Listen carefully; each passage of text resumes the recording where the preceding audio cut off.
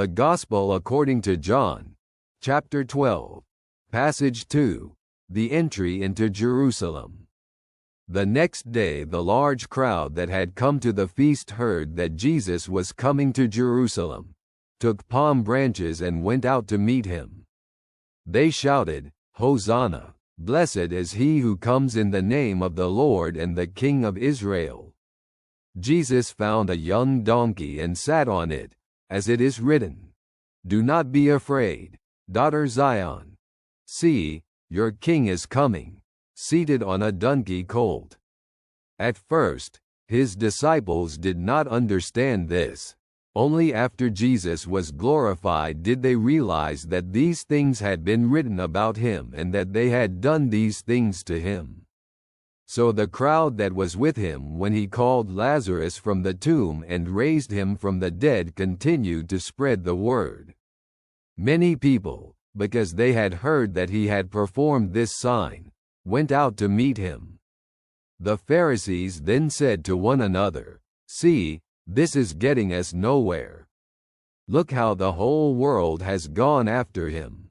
Let us look at this from a perspective of faith."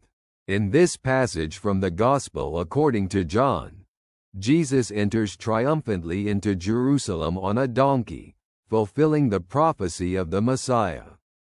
A large crowd that had come for the feast, upon hearing of his arrival, took palm branches and went out to meet him, shouting, "Hosanna! Blessed is he who comes in the name of the Lord and the King of Israel." Jesus found a young donkey and sat on it, fulfilling the prophecy, "Do not be afraid, daughter Zion. See, your king is coming, seated on a donkey colt." Jesus' disciples initially did not understand this, but after Jesus was glorified, they remembered that this had been written about him and that they had done these things to him. The crowd that had been with Jesus when he raised Lazarus from the dead testified about this miracle, which attracted even more people to meet him. The Pharisees, seeing this, concluded that they could do nothing, as the whole world had followed Jesus. This passage depicts the triumphant entry of Jesus into Jerusalem, where people welcome him as King and Messiah.